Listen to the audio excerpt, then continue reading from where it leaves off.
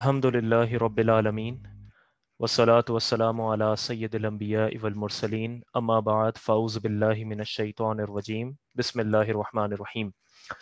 تمام تعریفیں اللہ رب العزت کے لیے اور درود و سلام آقا دو جہاں محمد مصطفیٰ صلی اللہ علیہ وسلم کی ذات گرامی پر کہ جنہیں اللہ تبارک و تعالی نے رحمت للعالمین بنا کر مبعوث فرمایا۔ رب اشرح لی صدری ویسر لی امری واحلل عقدۃ من لسانی یفقہوا قولی۔ میں آج کے تمام پارٹیسپینٹس کو خوش آمدید کہتا ہوں۔ الحمدللہ اللہ کا بڑا فضل ہے کہ ہم نے پچھلے ہفتے اس درس قرآن کا آغاز کیا اور آج ہمارا 4تھ سیشن ہے، اور ہم اللہ کے کرم سے، اس کی دی ہوئی توفیق سے پہلے پارے کے 4 رکوع مکمل کر چکے ہیں۔ آج انشاءاللہ ہم 5ویں رکوع سے آغاز کریں گے۔ بسم اللہ الرحمن الرحیم۔ اللہ کے نام سے شروع کرتا ہوں جو نہایت مہربان، بہت رحم فرمانے والا ہے۔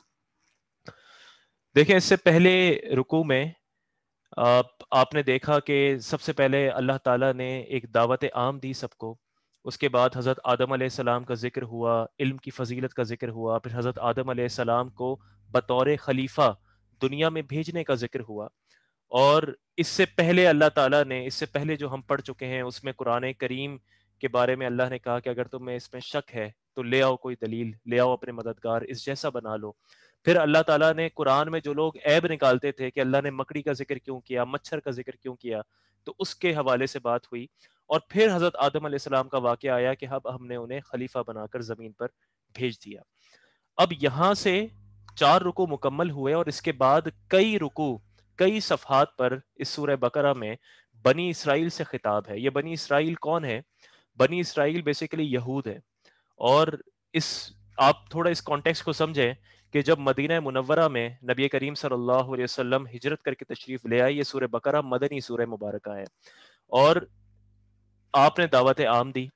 اب اس دور میں یہود جو تھے وہ بڑے پاورفل تھے، انہیں لوگ بڑی عزت کی نگاہ سے دیکھا کرتے تھے، اور وہ آج سے نہیں بلکہ 4000 سال سے وہ اپنے آپ کو اللہ کا برگزیدہ سمجھتے تھے۔ ایک امت تھی کہ جن میں 4000 سال سے ہزاروں انبیاء آ چکے تھے، اور وہ حضرت اسحاق علیہ السلام، حضرت یعقوب علیہ السلام، حضرت ابراہیم علیہ السلام، وہ ہر ایک کے بارے میں یہ دعویٰ کرتے تھے کہ ہم انہی کے دین پر قائم ہیں، اور اصلاً حضرت موسیٰ علیہ السلام کے توریت کے ماننے والے تھے۔ اگرچہ انہوں نے تحریفات کر دی تھی، لیکن بہرحال ان کا دعویٰ یہی تھا۔ تو یہاں پر قرآن کریم نے کئی رکوع میں یہود کو مخاطب کر کے کہا کہ اے بنی اسرائیل، تم فلاں فلاں کام کرو اور تمہارے ساتھ یہ ہوا ہے۔ اب اس میں کئی حکمتیں پوشیدہ ہیں۔ ایک تو یہ کہ ان کے واقعات کا بیان کرنا، اور یہ واقعات کا بیان کرنا نبی کریم صلی اللہ علیہ وسلم کے سچے نبی ہونے کی دلیل ہے، کیونکہ یہ ہم سن چکے ہیں کہ 40 سال کی عمر تک رسول اللہ صلی اللہ علیہ وسلم نے کسی سے علم حاصل نہیں کیا، کسی کے طالب علم نہیں بنے، کہیں پر بیٹھے نہیں، اور پھر آپ 40 سال کی عمر میں جب آپ نے اعلان نبوت کیا اور آپ نے فرمایا کہ مجھ پہ اللہ تعالیٰ نے قرآن نازل فرمایا، اور اب وہ تمام واقعات جو یہود کے ساتھ ہزارہ سال میں ہوئے، حضرت موسیٰ علیہ السلام کے دور میں، اس سے پہلے، اس کے بعد، ان سب کو حق کے ساتھ بیان کرنا، یہ آپ کی نبوت پر بہت بڑی دلیل تھی۔ تو پہلی چیز تو یہ کہ یہود جنہیں یقین نہیں تھا کہ یہ سچے نبی ہیں یا نہیں، ان کو یہ بتا دیا جائے کہ دیکھو یہ ہمارا سچا نبی ہے، کیونکہ یہ تمہارے سارے واقعات بے آئی نہیں ہے اس طرح بتا رہے جس طرح تمہارے کتابوں میں لکھا ہے اور جس طرح تم نے اپنے بڑوں سے سنا ہے۔ دوسری چیز یہ کہ یہود چونکہ اہل کتاب تھے، نبیوں کو ماننے والے تھے، اس لیے اگر دیکھا جائے تو مشرکین کی نسبت وہ دین کو پہلے قبول کریں، یہ زیادہ لاجیکلی زیادہ سمجھ آنے والی بات ہے کہ ایک وہ شخص ہے کہ جو اللہ کا منکر ہے، جو بتوں کی پوجا کرتا ہے، اور ایک وہ طبقہ ہے کہ جو اللہ توحید کا قائل ہے، اس کے نبیوں کی عبادت کرتا، اس کی نبیوں کو مانتا ہے، اور ایک پچھلے نبی کے سچے امتی ہیں۔ تو ایسے لوگوں کو نبی کریم صلی اللہ علیہ وسلم کی طرف لے کر آنا یہ زیادہ آسان تھا۔ تو اس وجہ سے اللہ تعالیٰ نے اب یہود کو مخاطب کیا، اور اب اگلے کئی رکوع میں ہم انہی کے واقعات کو پڑھیں گے۔ تو اس کا آج آغاز کرتے ہیں۔ بسم اللہ الرحمن الرحیم۔ یا بنی اسرائیل، اے اولاد یعقوب۔ یہ جو اسرائیل لفظ ہے نا، یہ عبرانی زبان کا لفظ ہے جسے آپ ہیبریو کہتے ہیں، اور حضرت ابراہیم علیہ السلام ہیں۔ حضرت ابراہیم کے 2 فرزند ہیں، ایک حضرت اسماعیل جو بی بی ہاجرہ سے ہیں، اور دوسرے حضرت اسحاق جو حضرت سارہ سے ہیں۔ حضرت اسماعیل علیہ السلام کی اولاد میں کوئی نبی نہیں آیا مگر نبی کریم صلی اللہ علیہ وسلم، یعنی صرف آپ کی اولاد میں صرف ایک ہی نبی ہیں، اور وہ ہمارے پیغمبر ہیں نبی کریم صلی اللہ علیہ وسلم۔ اور حضرت اسحاق علیہ السلام کی اولاد میں سے کئی انبیاء آئے. تو حضرت اسحاق علیہ السلام کے یہ بیٹے تھے حضرت یعقوب. ان کا لقب تھا اسرائیل. اسرائیل کا مطلب ہوتا ہے اللہ کا برگزیدہ بندہ، اللہ کا بندہ. تو یہاں پر یہود کو بنی اسرائیل کہا جاتا تھا، یعنی اولاد یعقوب، کیونکہ یہ سب جو ہے حضرت یعقوب علیہ السلام کی نسل میں سے تھے. یا بنی اسرائیل، اے اولاد یعقوب، اے یعقوب کی اولاد، اذکروا نعمتی التی انعمت علیکم، تم یاد کرو میرا وہ احسان جو میں نے تم پر کیا. وَأَوْفُوا بِعَهْدِي أُوفِ بِعَهْدِكُمْ، اور میرا عہد پورا کرو میں تمہارا عہد پورا کروں گا. یعنی اللہ نے فرمایا کہ اب اللہ تعالیٰ اپنی نعمتوں کو گنوائے گا اور احسان یاد کروائے گا کہ دیکھو تم پر کتنے احسان کیے، اس لیے میرے پیارے حبیب کو مان لو، اور میرا عہد پورا کرو میں تمہارا عہد پورا کروں گا. وہ عہد کیا تھا؟ وہ عہد تھا کہ یہ یہود توحید پر قائم رہیں گے. وہ عہد تھا کہ نماز پڑھیں گے، زکوٰۃ دیں گے، شریعت پر عمل کریں گے. اور اس میں ایک عہد یہ بھی تھا کہ حضرت موسیٰ علیہ السلام نے اور ان کی توریت میں نبی کریم صلی اللہ علیہ وسلم کے متعلق واضح نشانی تھی. اور جس طرح آج ہم بطور مسلمان ہمیں بتایا جاتا ہے کہ دجال کی کہ قیامت کی یہ نشانیاں ہیں، دجال کی یہ نشانیاں ہیں، یعنی بعد میں آنے والے جو واقعات ہیں ان کے متعلق واضح نشانیاں ہماری کتب میں موجود ہیں کہ اگر کوئی مطالعہ کرے اور بعد میں ان واقعات کو رونما ہوتا ہوا دیکھے تو بالکل پہچان سکتا ہے کہ دیکھو یہ ساری باتیں ہمارے پاس لکھی ہوئی ہیں. بالکل اس طرح ہمارے دین سے پہلے ہر دین میں، یعنی ہر دین سے مراد اسلام سے پہلے جتنے نبی کریم صلی اللہ علیہ وسلم، جتنے نبی اپنے اپنے کتابیں لے کر آئے، ان تمام کتابوں میں نبی کریم صلی اللہ علیہ وسلم کی واضح نشانی موجود تھی. اور ہر پیغمبر نے یہی بتایا کہ آخری وقت میں ایک ایسا نبی آئے گا جس کا یہ نام ہوگا، یہ صفات ہوں گی. اور پوری قوم نے جب عہد لیا توریت پر عمل کرنے کا تو وہ ساتھ میں عہد میں یہ بھی شامل ہے کہ اگر ہم نے آخری نبی کا زمانہ پایا تو ہم اس پر ایمان لائیں گے اور اس کی پیروی کریں گے. اس لیے اللہ تعالیٰ نے فرمایا اوفو بعہدی اوفی بعہدکم، تم میرا عہد پورا کرو میں تمہارا عہد پورا کروں گا. تو ان کا عہد کیا ہے کہ وہ نبی پر ایمان لے آئیں، اور اللہ کا عہد کیا ہے کہ اللہ تعالیٰ انہیں جنت عطا فرمائے، ان کی مغفرت فرمائے اور انہیں خوب نعمتیں سے نوازے. وَإِيَّايَ فَارْهَبُونَ، اور صرف مجھ سے ڈرو. وَآمِنُوا بِمَا أَنزَلْتُ مُصَدِّقًا لِمَا مَعَكُمْ وَلَا تَكُونُوا أَوَّلَ كَافِرٍ بِهِ، اور ایمان لاؤ اس کتاب پر جو میں نے اتاری ہے، وہ تمہارے پاس موجود کتاب کی تصدیق کرنے والی ہے، اور سب سے پہلے اس کا انکار کرنے والے نہ بنو. یعنی سب سے پہلے انکار کرنے والے نہ بنو سے کیا مطلب ہے؟ مشرکین تو پہلے ہی انکار کر چکے ہیں مکہ میں. سب سے پہلے سے مراد یہ ہے کہ تم جو ہو وہ سب سے قریبی ہو ہمارے، اس لیے تم اس کے منکر نہ بنو، کیونکہ حجت کے اعتبار سے، دلیل کے اعتبار سے تم سب سے قریبی ہو. تم سمجھتے ہو اسلام کا مزاج، تمہارے پاس سارے دلائل ہیں، اس لیے تم اگر اس کے منکر ہو گئے تو تم سب سے بڑے منکر ہو گئے کہ اللہ نے ہدایت کے تمہیں بہت راستے عطا فرمائے لیکن تم سب سے بڑے منکر ہو، سب سے پہلے ہو. اور کیا فرمایا کہ یہ ایمان لاؤ اس کتاب پر کہ جو تمہارے پاس جو کتاب ہے اس کی تصدیق کرنے والی ہے. کیسے تصدیق کرنے والی ہے؟ بس یہی اسلام کا حسن ہے. دیکھیں اسلام اگر نبی کریم صلی اللہ علیہ وسلم ایک وقت کے لیے فرض کر لیں اگر آتے اور فرماتے کہ نہیں حضرت موسیٰ علیہ السلام غلط تھے، حضرت عیسیٰ علیہ السلام غلط تھے، توریت میں معاذ اللہ غلط بات لکھی تھی، یہ قرآن صحیح ہے، میں صحیح ہوں باقی نبی ٹھیک نہیں تھے، تو کوئی جواز بنتا تھا ان کے لیے، ان کے اعتبار سے کہ دیکھو یہ تو ہمارے نبیوں کو غلط کہتے ہیں، دیکھو یہ تو ایک بالکل نئی بات لا رہے ہیں. کوئی شخص یہ اٹھ کر نبی کریم مثلاً یا آپ یہ کہتے کہ پہلے تم اللہ کی عبادت کیا کرتے معاذ اللہ، لیکن اب تم اللہ کے ساتھ جو ہے ایک فرشتے کی عبادت بھی کرو گے، تو کسی کے پاس جواز تھا. لیکن قرآن تو اس طرح نازل ہوا کہ ہر جگہ قرآن کی اللہ نے یہی صفت بیان کی کہ یہ مصدق ہے، یہ تصدیق کرنے والا ہے اس چیز کی جو تمہارے پاس ہے. یعنی تمہاری کتاب میں بھی توحید تھی، اس میں بھی توحید ہے. تمہاری کتاب بھی انبیاء لے کر آئے، اس کتاب کو بھی نبی لے کر آئے. تمہاری کتاب میں بھی امن، سلامتی، جہاد، جنت، دوزخ، قیامت، ان چیزوں کا ذکر تھا، اور اس کتاب میں بھی بعینی ہی وہی ذکر ہے. یعنی جو کور کانسیپٹس ہیں، جو بیسکس ہیں، وہ بالکل وہی ہیں. ہاں احکام مختلف ہو سکتے ہیں، کسی شریعت میں اونٹ کا گوشت حرام ہوگا، کسی میں حلال ہوگا، کسی میں شراب حلال ہوگی، کسی میں حرام ہوگی، کسی میں نکاح میں عورتوں کی تعداد کم زیادہ ہوگی. تو یہ تو سارے احکام ہیں جو وقت کے اعتبار سے بدلتے رہتے ہیں، لیکن اصل جو ہے وہ کور جو دین کی بیسز ہے وہ یہ ہے کہ عبادت صرف اللہ کی ہونی ہے، اللہ کی عبادت کرنی ہے، نماز ہے، زکوٰۃ ہے، پھر حساب و کتاب ہے، جنت ہے، دوزخ ہے، انبیاء ہیں، ان کے معجزات ہے، ان کا معصوم ہونا ہے، ان کی تعظیم ہے. یہ تمام چیزیں جو ہیں یہ بیسکس میں ہیں. اس اعتبار سے قرآن پچھلی کتابوں کی تصدیق کرنے والی ہے. اور پھر فرمایا ولا تشترو بآیاتی ثمنا قلیلا، اور میری آیتوں کو کے بدلے تھوڑی قیمت نہ وصول کرو، وَإِيَّايَ فَاتَّقُونَ، اور مجھ ہی سے ڈرو، یعنی تھوڑی قیمت کے بدلے میری آیتوں کو نہ بیچو۔ اس کا کیا مطلب ہے کہ یعنی بھاری قیمت ملے تو بیچ دو؟ اس کا مطلب یہ ہے کہ تم کچھ بھی دنیا میں حاصل کر لو، کچھ بھی حاصل کر لو، اگر اس کے بدلے میں تم ہدایت کو چھوڑ دیتے ہو تو اس کا مطلب تم نے بہت ہی تھوڑی قیمت میں، بہت ہی چھوٹی چیز میں میری آیتوں کو فروخت کر دیا۔ اور یہ ظاہر ہے کہ یہ جو یہود کے علماء تھے، وہ ایک بہت بڑا عذر ان کے لیے دین قبول نہ کرنے کا یہ تھا کہ اگر وہ نبی کریم صلی اللہ علیہ وسلم کو مان لیتے تو پھر سب کی توجہ حضور کی طرف ہو جاتی، پھر جو وہ اپنی قوم کے بڑے بن کے بیٹھے تھے، وہ جو ان سے مال بٹورتے تھے، تحائف وصول کرتے تھے، ان کی ایک حکمرانی تھی، وہ سب ان سے زائل ہو جاتی۔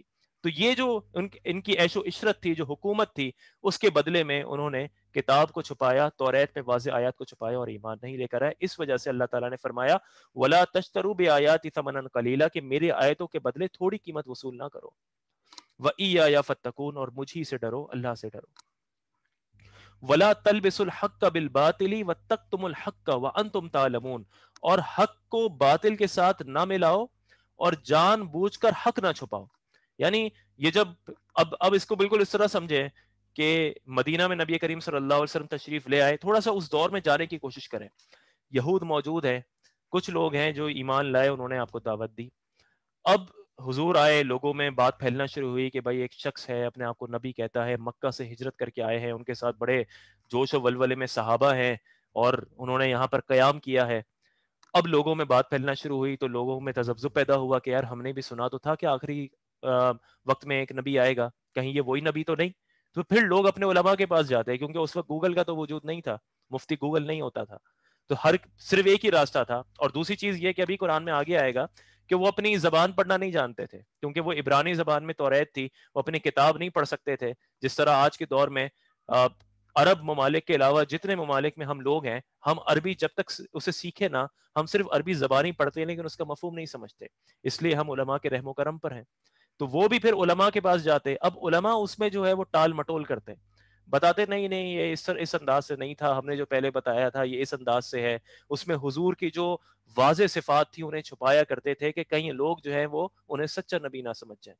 اس وجہ سے اللہ تعالیٰ نے فرمایا وَلَا تَلْبِسُوا الْحَقَّ بِالْبَاطِلِ وَتَكْتُمُوا الْحَقَّ وَأَنْتُمْ تَعْلَمُونَ، اور حق کو باطل کے ساتھ نہ ملاؤ اور جان بوجھ کر حق کو نہ چھپاؤ، یعنی جان بوجھتے ہوئے تم حق کو نہ چھپاؤ۔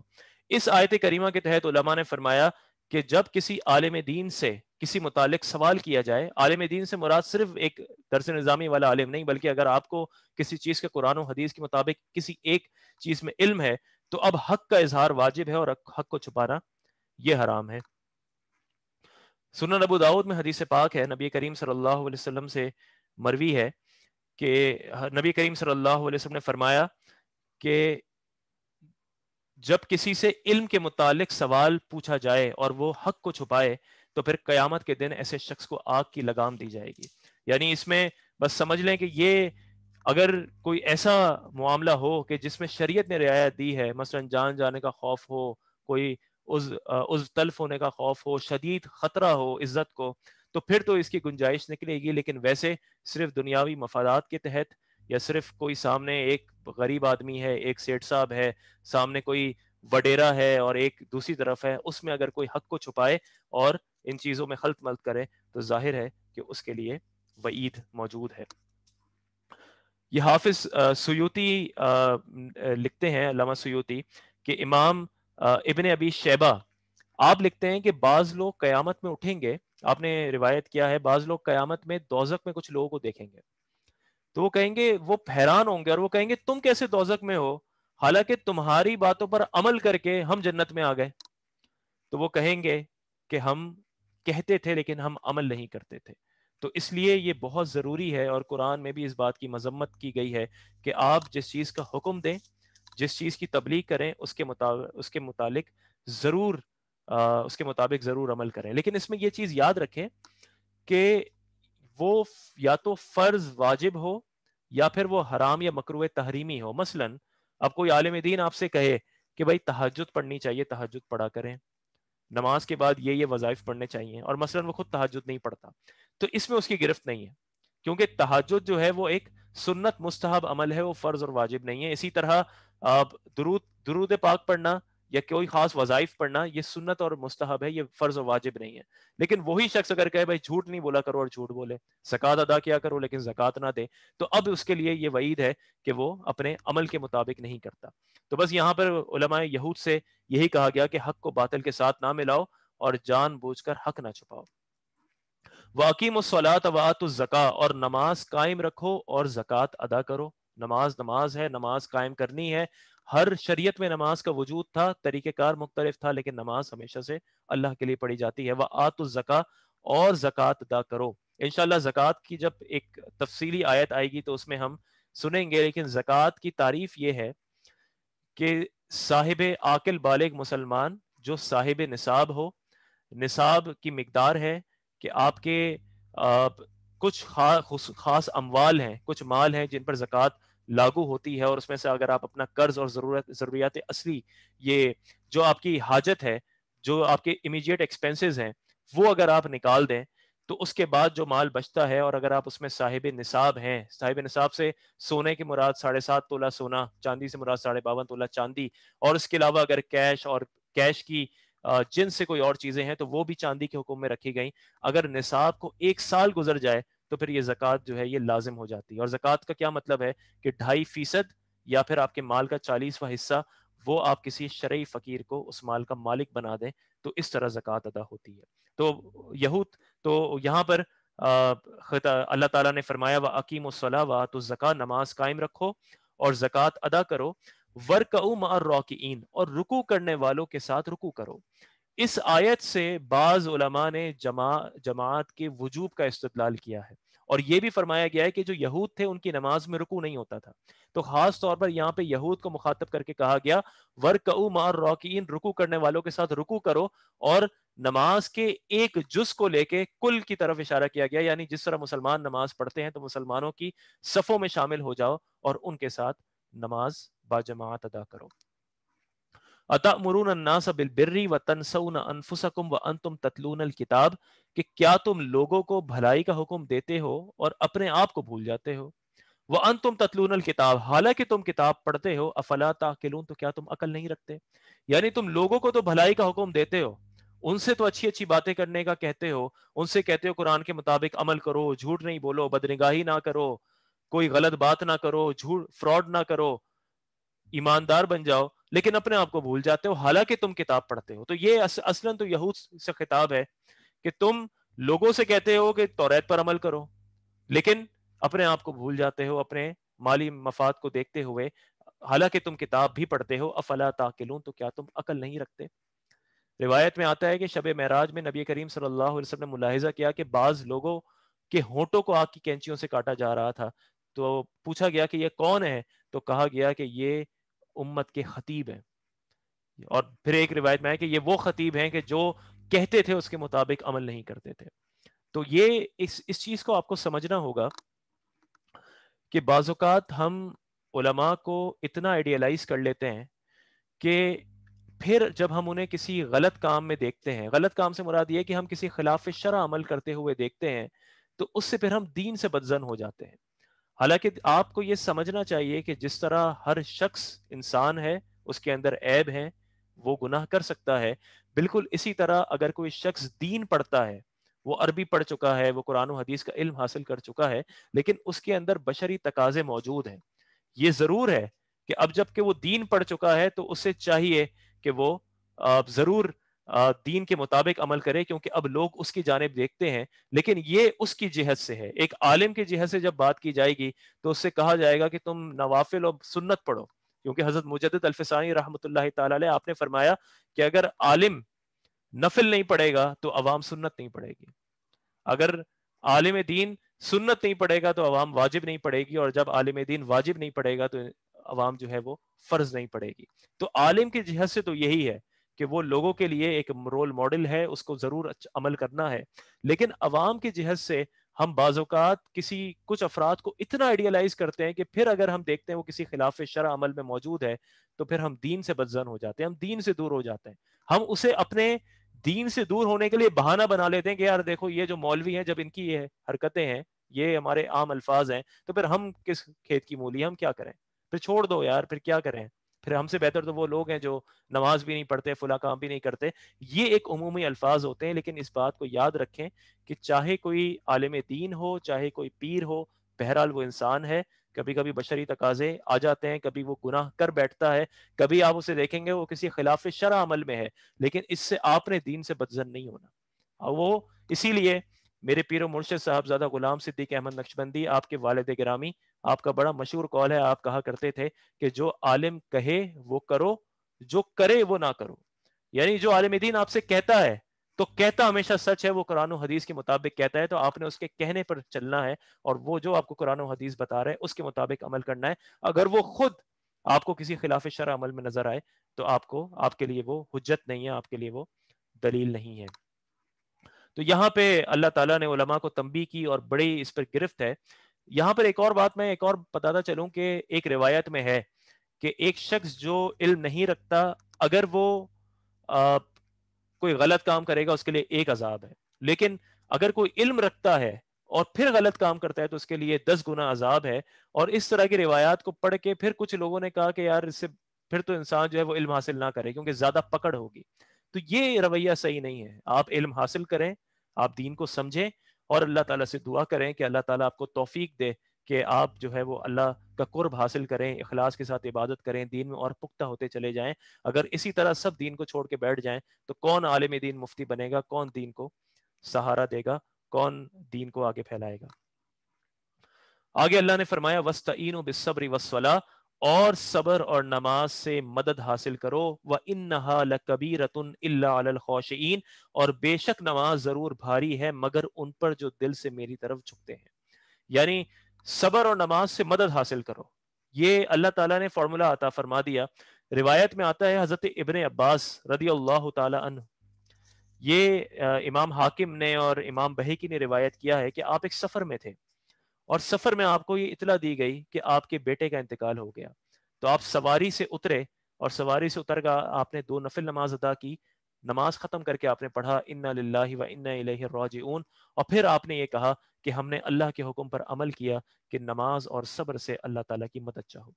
تو یہ 2 چیزیں ہیں. انسان، صبر کا مطلب ہے کہ نفس کے خلاف لڑنا، نفس کے خلاف ڈٹ جانا. صبر صرف یہ نہیں ہے کہ آپ کو کوئی گالی گلوچ دے تو آپ برداشت کر لیں، آپ کو کوئی زیادہ کام یا مشقت میں ڈال دے تو آپ برداشت کر لیں، بلکہ صبر تو ایک عمومی معنی رکھتا ہے.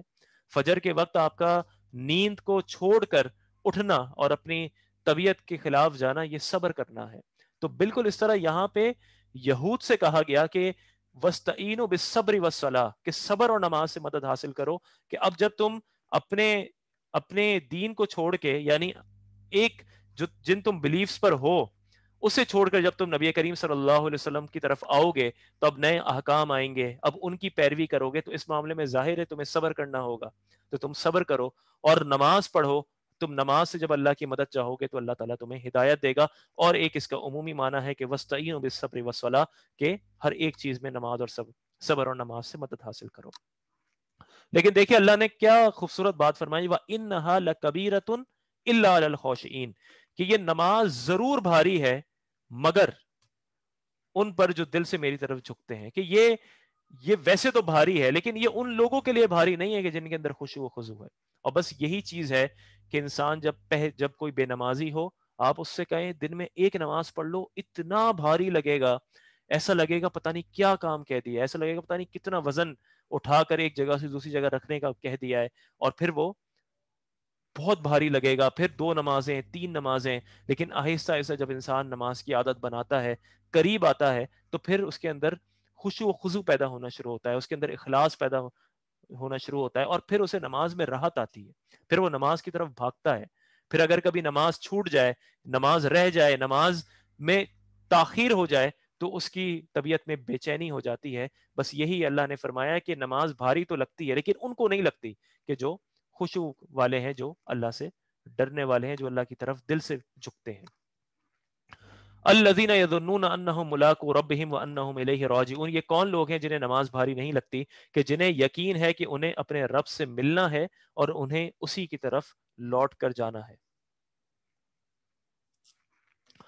تو یہ یعنی ان جن کے دل میں خشوع ہوگا، جو اللہ سے ڈریں گے، ان کی بنیادی صفت یہ بیان کر دی کہ انہیں اس بات کا یقین ہوگا کہ انہیں اپنے رب سے ملنا ہے، وَأَنَّهُمْ إِلَيْهِ رَاجِعُونَ، اسی کی طرف لوٹ کر جانا ہے۔ یہ ایک بیسک موٹیویشن ہے دین پر عمل کرنے کی۔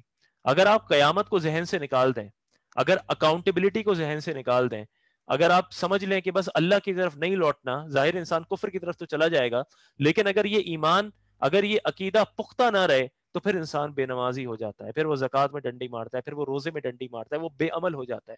لیکن یہی عقیدہ جتنا پختہ ہوگا کہ مجھے اللہ سے ملنا ہے، مجھے اللہ کو جواب دینا ہے، مجھے اسی کی طرف لوٹنا ہے، وہی مالک یوم الدین ہے، تو بس پھر انسان کے اندر خوف پیدا ہوگا اور وہ اخلاص کے ساتھ نماز کی طرف آئے گا۔ آگے بڑھتے ہیں، یہاں پر 5 رکوع مکمل ہوئے۔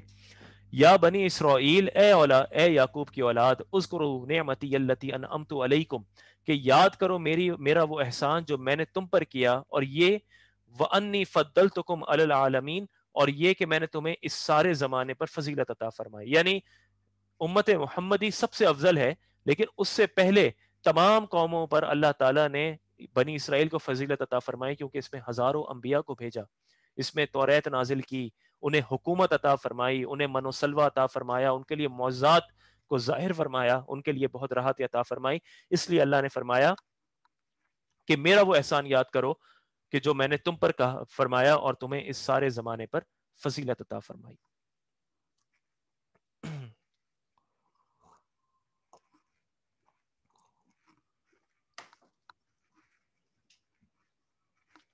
وَاتَّقُوا يَوْمًا لَا تَجْزِي نَفْسٌ عَن نَفْسٍ شَيْئًا، اب اللہ فرماتا ہے کہ اس دن سے ڈرو جس دن کوئی جان کسی دوسرے کی طرف سے بدلہ نہ دے گی، وَلَا يُقْبَلُ مِنْهَا شَفَاعَةٌ، اور نہ کوئی سفارش مانی جائے گی، وَلَا يُؤْخَذُ مِنْهَا عَدْلٌ، اور نہ اس سے کوئی معاوضہ لیا جائے گا، وَلَا هُمْ يُنصَرُونَ، اور نہ ان کی مدد کی جائے گی۔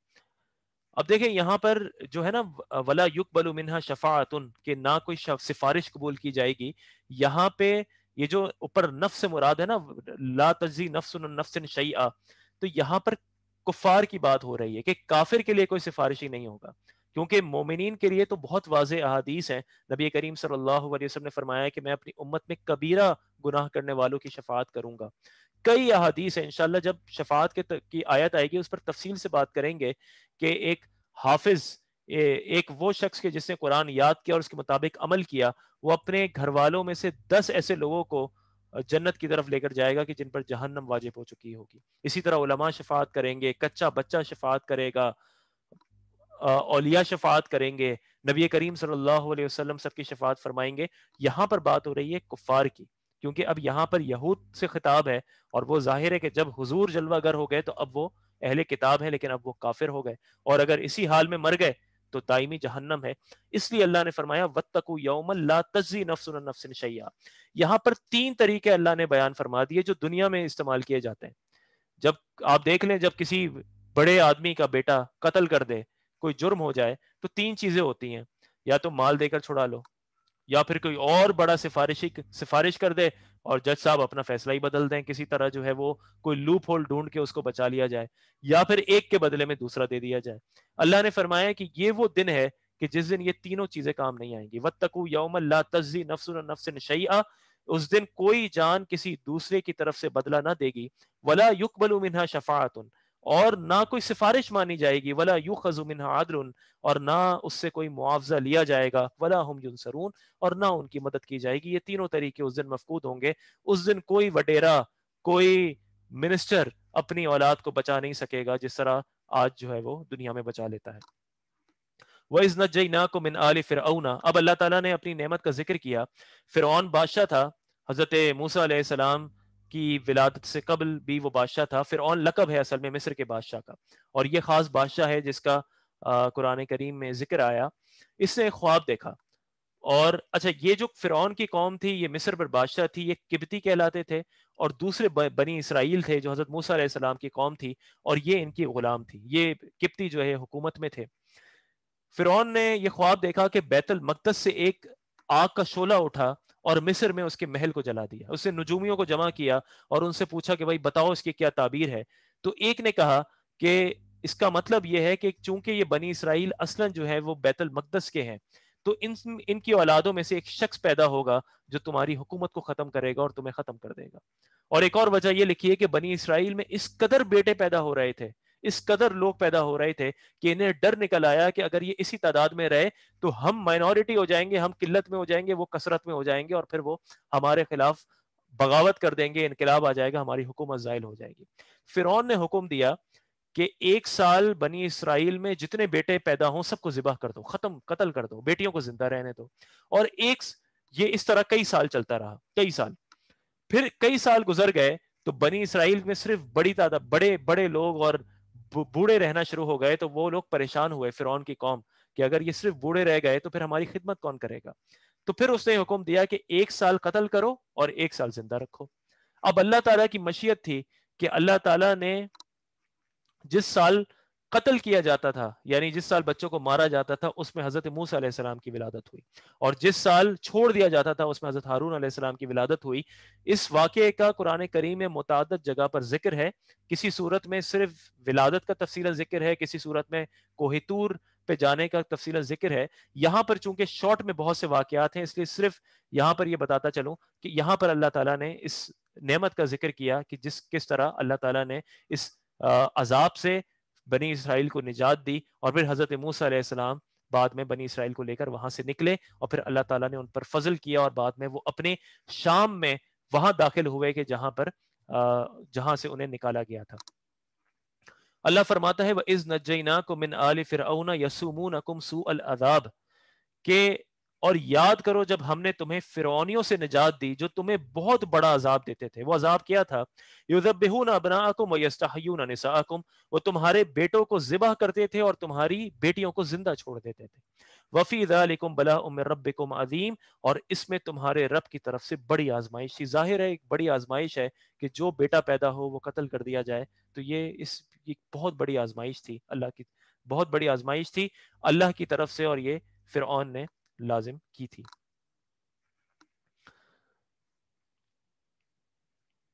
آگے فرمایا وَإِذْ فَرَقْنَا بِكُمُ الْبَحْرَ فَأَنْجَيْنَاكُمْ وَأَغْرَقْنَا آلَ فِرْعَوْنَ وَأَنْتُمْ تَنْظُرُونَ، اور یاد کرو جب ہم نے تمہارے لیے دریا کو پھاڑ دیا تو ہم نے تمہیں بچا لیا اور فرعونیوں کو تمہاری آنکھوں کے سامنے غرق کر دیا.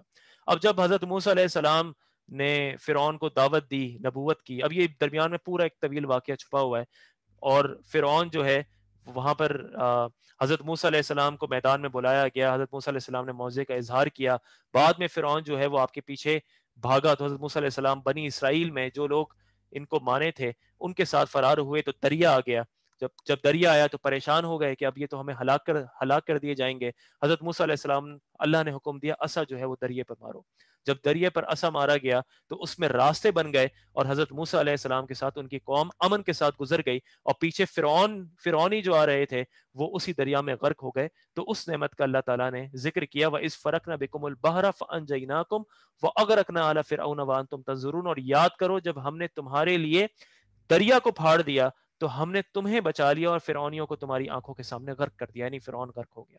وَإِذْ وَعَدْنَا مُوسَىٰ 40 لَيْلَةً ثُمَّ اتَّخَذْتُمُ الْعِجْلَ مِن بَعْدِهِ وَأَنْتُمْ ظَالِمُونَ، جب یہ اس سے نجات دی تو پھر بنی اسرائیل ایک مقام پر پہنچے، اور حضرت موسیٰ علیہ السلام 40 دن تک چلے کی نیت سے تو کوہ طور پر تشریف لے گئے جہاں پر آپ کو توریت عطا ہوئی.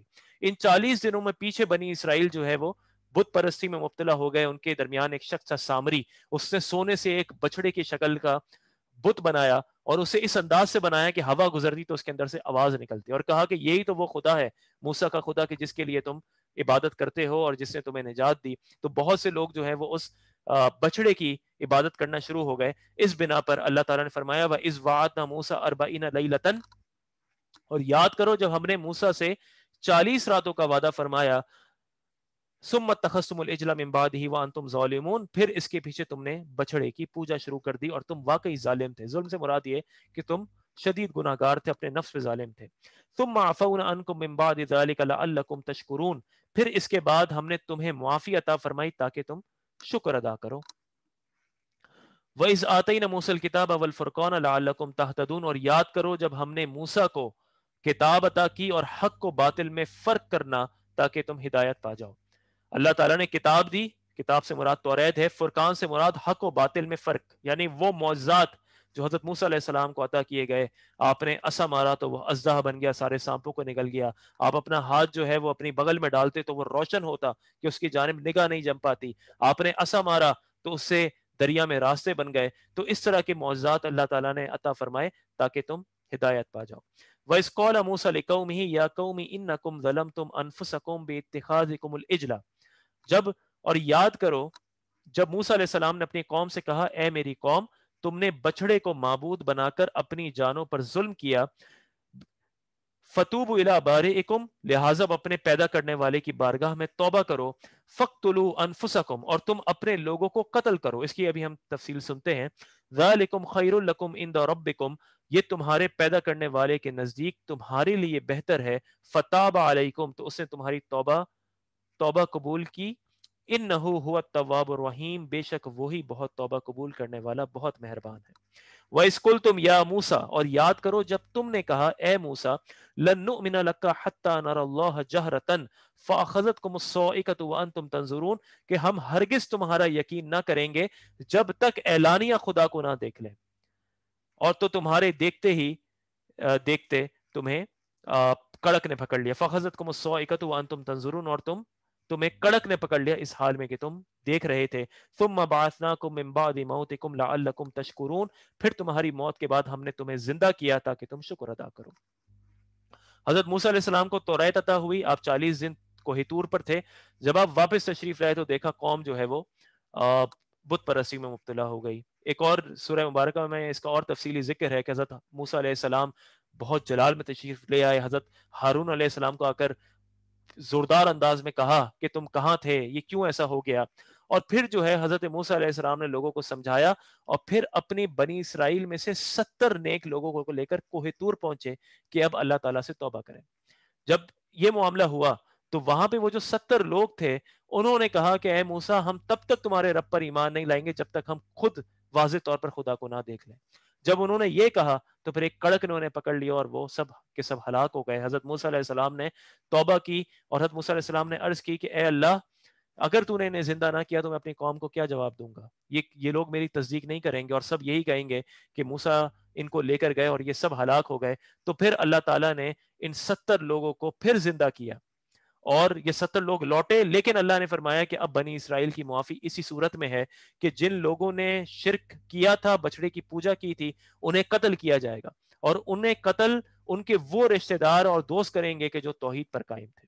تو اس لیے یہاں پر کہا گیا کہ اللہ تعالیٰ نے کہ حضرت موسیٰ علیہ السلام نے کہا کہ تم نے بچڑے کی جو پوجا کی ہے اب اس کی توبہ کے سلسلے میں تم ایک دوسرے کو قتل کرو گے، کیونکہ اب یہی تمہارے حق میں بہتر ہے اور تمہاری توبہ قبول کی جائے گی، کیونکہ اللہ تعالیٰ بہت توبہ قبول کرنے والا، بہت رحم فرمانے والا ہے.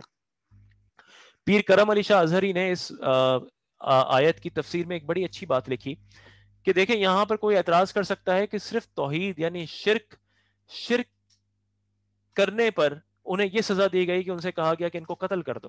حالانکہ یہ سزا بالکل ہو سکتی ہے، اللہ تعالیٰ قادر مطلق ہے، وہ اگر یہ سزا تجویز کر دے اور آج کی شریعت اسلامی میں بھی کر دے کہ جو شخص جو ہے وہ مشرک ہو اسے قتل کر دیا جائے، تو یہ اس میں کوئی حیرت کی بات نہیں، بلکہ مرتد کی سزا تو ہے ہی موت.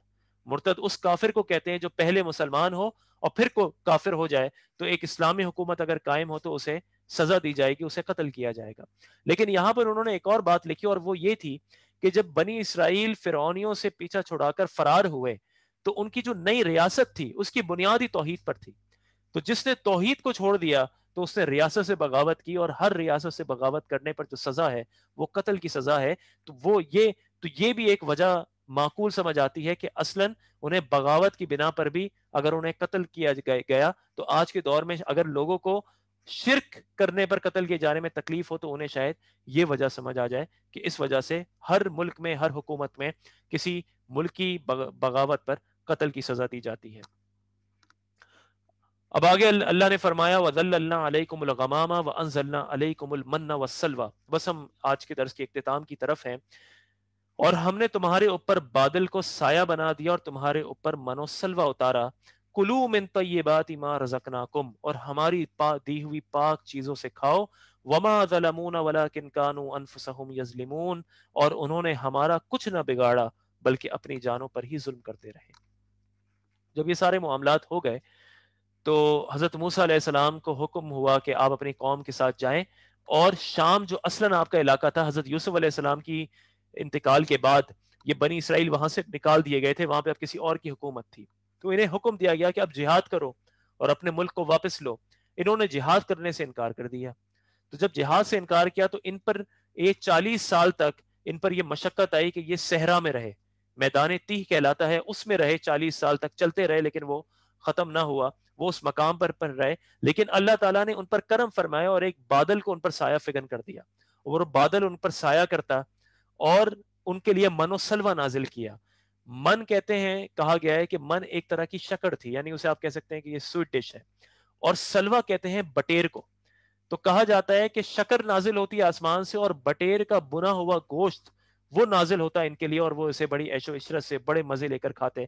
اب آگے آئے گا کہ اس پر بھی انہوں نے ناشکری کا اظہار کیا انشاءاللہ کل کے درس میں، لیکن اللہ نے یہاں پر اپنی نعمتوں کو گنوایا کہ ہم نے تمہارے اوپر بادل کو بادل سے سایہ کیا، اور تمہارے اوپر من و سلوہ نازل کیا، لیکن اس کے بعد بھی، اور اللہ نے فرمایا ہماری پاک چیزوں سے کھاؤ، لیکن اللہ نے یہ بھی فرما دیا کہ جب تم نے ناشکری کی، جب تم نے جو بھی عمل کیا اس سے تم نے ہمارا کچھ بھی نہ بگاڑا، تم نے چاہے بچڑے کی پوجا کی، تم نے جہاد سے انکار کیا، تم نے ناشکر گزاری کی، تم نے اللہ کا کچھ نہ بگاڑا، اور اپنی ہی جانوں پر ظلم کرتے رہے، یعنی گناہ کرتے رہے، قیامت میں اپنے لیے عذاب جمع کرتے رہے۔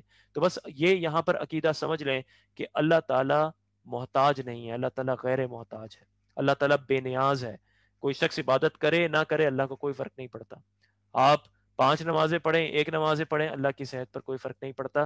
اللہ بے نیاز ہے، آپ زکوٰۃ ادا کریں نہ کریں، آپ قربانی کریں نہ کریں، آپ حج ادا کریں حج ادا نہ کریں، اللہ کو کوئی فرق نہیں پڑتا، اللہ بے نیاز ہے، اللہ کو عبادت کی ضرورت نہیں، اس کی یہ شان ہے کہ لوگ اس کی عبادت کریں، اور لوگوں کو ہی اس سے فائدہ ہے کہ لوگ اس کی نعمتیں دنیا میں بھی پاتے ہیں اور جنت میں بھی پاتے ہیں۔ پھر آگے فرمایا وَإِذْ قُلْنَا ادْخُلُوا هَٰذِهِ الْقَرْيَةَ فَكُلُوا مِنْهَا حَيْثُ شِئْتُمْ رَغَدًا وَادْخُلُوا الْبَابَ سُجَّدًا وَقُولُوا حِطَّةٌ نَغْفِرْ لَكُمْ خَطَايَاكُمْ۔ اب یہ کہا گیا ہے کہ حضرت موسیٰ علیہ السلام کی بالکل آخری وقت میں یہ پھر انہوں نے اپنے، بعض نے کہا کہ فلسطین کو فتح کیا، بعض نے کہا کہ یہ اردن کی زمین تھی جہاں پر یہ فتح یاب ہوئے، بعض نے کہا کہ شام میں فتح یاب ہوئے۔ تو اللہ نے ان سے کہا کہ دیکھو اب تم اپنی زمین کی طرف لوٹ رہے ہو، تو کسی اور حکومت یا فوج کی طرح اکڑ کے اندر داخل نہیں ہونا، بلکہ عز و انکساری کے ساتھ ہونا کہ اللہ نے تو تمہیں یہ فتح عطا فرمائی ہے، اور جب داخل ہو تو سجدہ ریز ہونا جھک کر، اور کہنا حتہ کا مطلب ہے اللہ ہماری مغفرت فرما، یعنی جب اللہ نے تمہیں فتح دی، عز و انکساری کے ساتھ سجدے کی حالت میں داخل ہونا اور کہنا اللہ ہماری مغفرت فرما۔ لیکن ان بنی اسرائیل نے ناشکر گزاری کی یا نافرمانی کی، اور کہا جاتا ہے کہ الٹے داخل ہوئے شہر میں، اور جب الٹے داخل ہوئے تو حتہ کو بدل دیا اور کہا ہنتا کا مطلب ہوتا ہے گندم، یعنی ہمیں گندم چاہیے، اور اس فرمان کا، اس حکم کا بھی مذاق اڑایا۔ اس کا اللہ نے ذکر فرمایا وَإِذْ قُلْنَا ادْخُلُوا هَٰذِهِ الْقَرْيَةَ، اور جب ہم نے انہیں کہا کہ اس شہر میں داخل ہو جاؤ، فَكُلُوا مِنْهَا حَيْثُ شِئْتُمْ رَغَدًا، اور اس شہر میں سے جہاں چاہو سے تم کھاؤ بلا روک ٹوک، وَادْخُلُوا الْبَابَ سُجَّدًا، اور دروازے میں سجدہ کرتے ہوئے داخل ہو، وَقُولُوا حِطَّةٌ، اور تم یہ کہتے رہنا کہ ہمارے گناہ معاف فرما، نغفر لکم خطایاکم، تو ہم تمہاری خطائیں بخش دیں گے، وسنزید المحسنین، اور عنقریب ہم نیکی کرنے والوں کو اور زیادہ عطا فرمائیں گے۔ فبدل الذین ظلموا قولا غیر الذی قیل لهم، اور پھر ان ظالموں نے جو ان سے کہا گیا تھا اسے ایک دوسری بات سے بدل دیا، فَأَنزَلْنَا عَلَى الَّذِينَ ظَلَمُوا رِجْزًا مِّنَ السَّمَاءِ بِمَا كَانُوا يَفْسُقُونَ، تو ہم نے آسمان سے ان ظالموں پر عذاب نازل کر دیا کیونکہ یہ نافرمانی کرتے رہے تھے۔ تو اس میں مفسرین نے فرمایا کہ جب انہوں نے یہ حرکت کی بنی اسرائیل نے، تو پھر اللہ تعالیٰ نے طاعون کے عذاب نازل فرمایا، اور طاعون کی بنا پر ان کے جتنی بڑی عمر کے جتنے بوڑھے لوگ تھے وہ سب ہلاک ہو گئے، کئی لاکھ افراد جو ہے وہ اس طاعون کی وجہ سے ہلاک ہوئے، اللہ تعالیٰ نے ان پر یہ عذاب نازل فرمایا۔ تو یہاں پر 5واں رکوع مکمل ہوتا ہے اور آج کے ہمارے درس کا اختتام ہوتا ہے۔ اللہ تعالیٰ سے دعا ہے کہ اللہ تعالیٰ ہمیں اسی طرح درس قرآن سننے کی، کرنے کی توفیق عطا فرمائے، ہماری اس کوشش کو اپنی بارگاہ میں قبول و منظور فرمائے، اور انشاءاللہ کل سے ہم 7ویں رکوع کا آغاز کریں گے، اور اس میں بھی بنی اسرائیل کے اب مختلف واقعات ہیں اور بڑی خوبصورت آیات ہیں۔ انشاءاللہ کل ہم اسی سلسلے کو جاری رکھیں گے۔ السلام علیکم ورحمۃ اللہ وبرکاتہ۔